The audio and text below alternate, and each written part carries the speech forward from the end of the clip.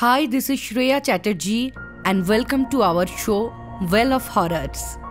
आज इंसिडेंट शुरू करने से पहले मैं आप सबसे माफ़ी मांगना चाहूँगी। मेरे गले का हालत बहुत ख़राब है। एक्चुअली मैं अभी हूँ नैनीताल में, तो नैनीताल से मैं आज का एपिसोड रिकॉर्ड कर रही हूँ। एपिसोड देना था और साथ में मेरा ट्रिप भी बहुत ज़रूरी था। इसी वजह से आज नैनीताल से हमारा वेल ऑफ हॉरर्स का एपिसोड शूट हो रहा है। अगर आप लोगों को मेरा नैनीताल का वीडियो देखना है तो आप श्रेया चैटर्जी व्लॉग्स में जाके संडे 2:30 PM नैनीताल का फर्स्ट एपिसोड देख सकते हैं। तो चलिए चलते हैं आज के इंसिडेंट पे। आज का इंसिडेंट हमारे साथ शेयर किया है रिजू गोगोई गुवाहाटी से। आज का इंसिडेंट गुवाहाटी की एक हॉन्टेड चर्च को लेके है। तो इंसिडेंट शुरू करने से पहले अपने अपने ईयरफोन्स लगा लीजिए, लाइट्स ऑफ कर लीजिए और रेडी हो जाइए डर के इस राइड के लिए।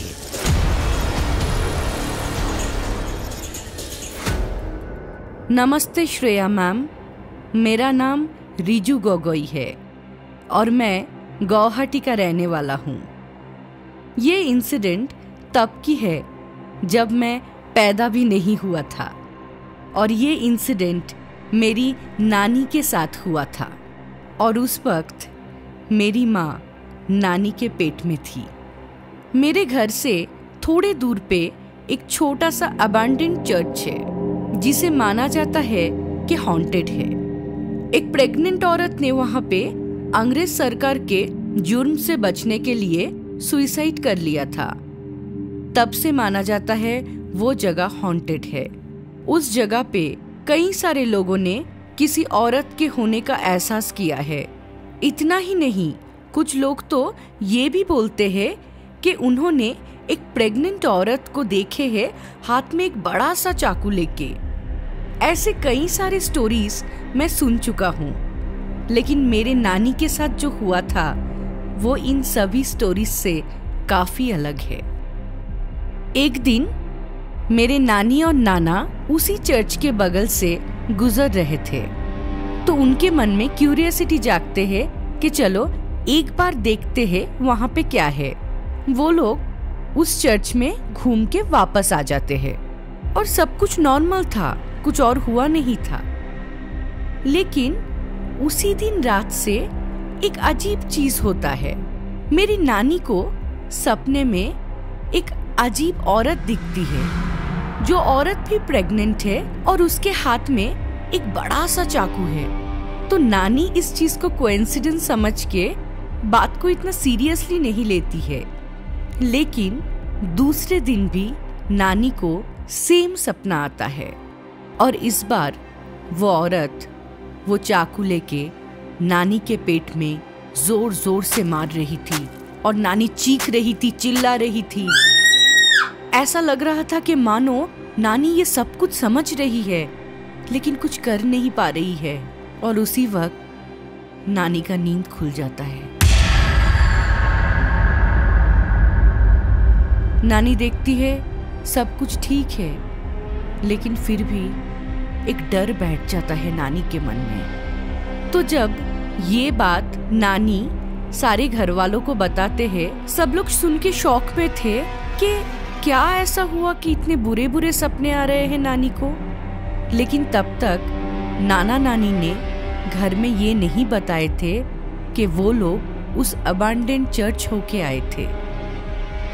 इस इंसिडेंट के कुछ दिन के बाद नानी को फिर से उस औरत का सपना आता है और इस बार वो औरत नानी को बता रही थी कि नानी के पेट में जो बच्चा है वो उसे लेके जाने वाली है। नानी बहुत डर जाती है और उठने के बाद नानी को लगता है कि नानी बच्चे को फील नहीं कर पा रही है। ऐसा लग रहा है कि बच्चा है ही नहीं नानी के पेट में।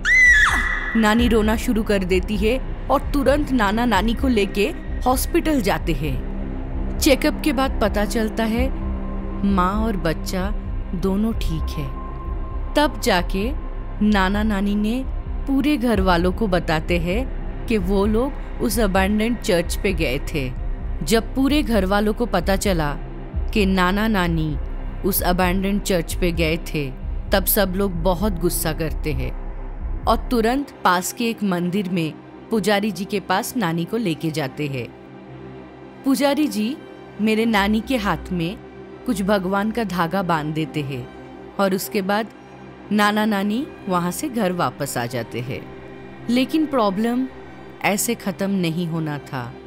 नानी का सपना बंद नहीं हो रहा था। नानी को रोज़ बहुत अजीब तरीके का सपने आते थे और कुछ ना कुछ तकलीफ होता ही रह रहा था। ऐसा हालत हो गया था, नानी डर डर के जी रही थी। नानी को हर पल ऐसा लग रहा था कि शायद उनका बच्चा इस दुनिया में आ भी नहीं पाएगा। ऐसे बहुत टाइम चलने के बाद सिचुएशन जब और बिगड़ जाते हैं, तब नाना और नानी किसी और बड़े मंदिर पे गए थे।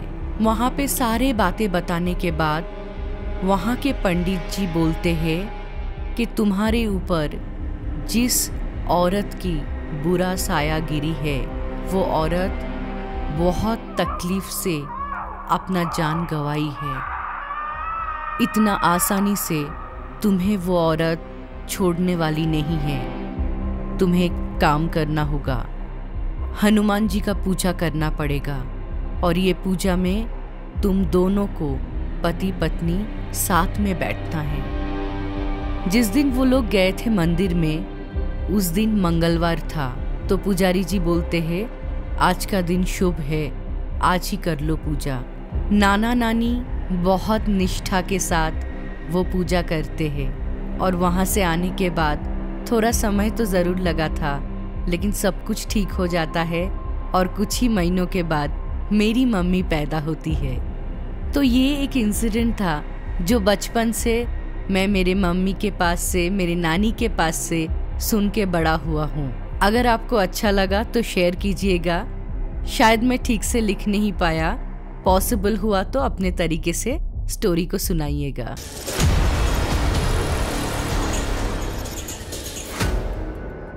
Thank you Riju, thank you, thanks a lot.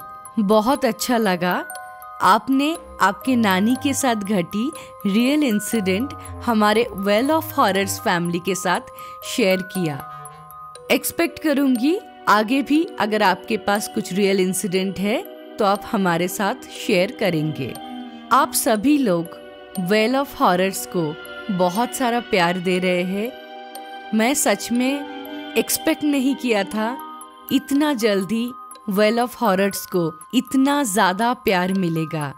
लेकिन मैं फिर से बताना चाहूँगी, बहुत सारे लोग वीडियो देख रहे हैं लेकिन सब्सक्राइब आप लोग नहीं कर रहे हैं। अगर आप लोग सब्सक्राइब नहीं करेंगे और बस वीडियो देखेंगे, इससे वेल ऑफ हॉरर्स ग्रो नहीं कर पाएगा। अगर वेल ऑफ हॉरर्स को ग्रो करना है तो आप सभी का सपोर्ट बहुत ज़रूरी है। तो प्लीज़ चैनल को सब्सक्राइब कीजिए अगर आप इस चैनल पे नए हैं तो। अगले हफ्ते मिलेंगे कुछ नए रियल हॉरर इंसिडेंट या कुछ सुपरनैचुरल इंसिडेंट के साथ। तब तक good night and stay tuned.